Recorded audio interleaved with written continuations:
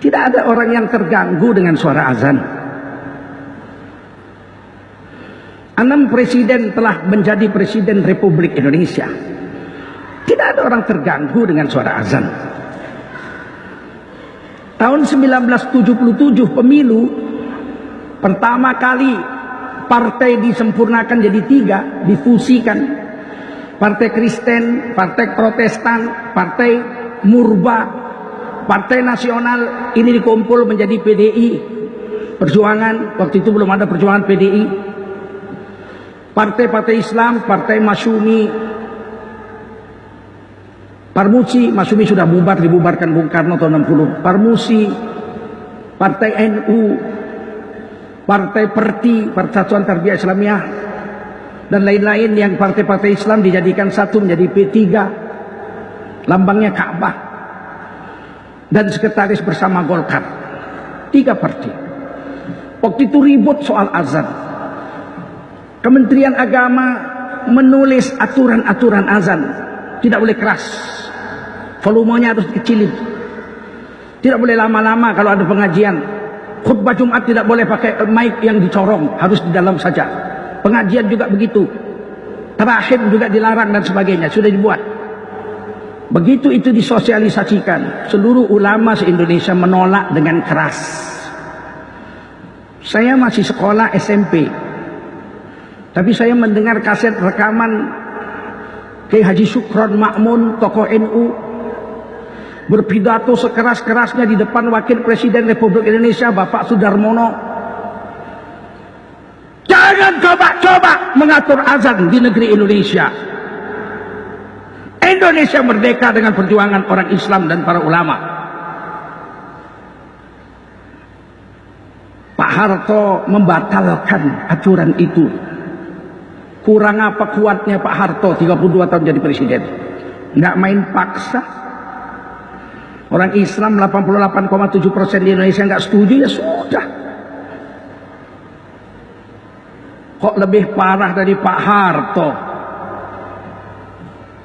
Maksimum jadi presiden cuma 2 periode aja kok petentengan. Pak Harto aja nggak berani mengatur-ngatur itu. Dibekukan aturan itu sampai sekarang. Sekarang dinaikkan lagi peraturan itu. Setelah dari tahun 78 sampai 1000, sekarang 2018. 88, 98, 2008, 2040 tahun. Aturan yang sudah 40 tahun dimasukkan di bawah meja. Sekarang mau diangkat lagi. Yang perlu dikecilkan volumenya itu bukan mikrofon waktu azan, karena azan ini memang harus keras. Yang perlu dikecilkan itu volume dolar yang sekarang sudah hampir 15.000. Turunkan dolar, tunjukkan kau hebat bekerja. Bukan menurunkan volume azan kau atur-atur.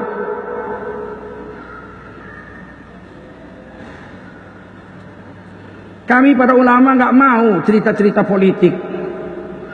Yang kami ceritakan ini bukan urusan politik, ini urusan agama. Ketika azan yang memang harusnya dengan suara keras, harus diatur-atur, dipelan-pelankan. Kalau memang tidak senang dengan Islam, bilang terang-terang. Bikin barisanmu melawan Islam, biar kita tahu mana lawan, mana kawan. Jangan sembunyi dalam selimut, menggunting dalam lipatan. Jantan, coba tunjukkan jantan. Memang tidak senang dengan Islam, tunjukkan. Biar kami tahu juga. Siapa tidak cinta dengan NKRI? Paling banyak darah tertumpah, nyawa tercabut, memerdekakan Indonesia ini adalah orang-orang Islam, para ulama. Tidak mungkin orang Islam dan para ulama mengkhianati negara kesatuan Republik Indonesia. Jangan membangunkan macan tidur.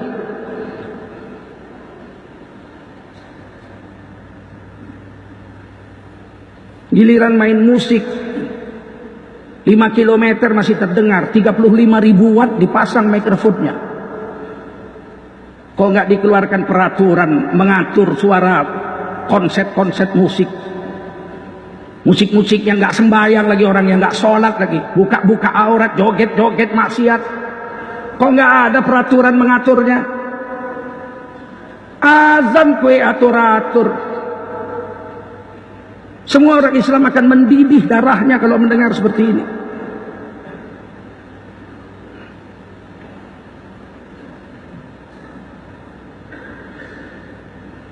Sekali lagi saya tegaskan, ini bukan cerita politik, ini cerita agama. Berapa menitlah azan mau diatur-atur volumenya.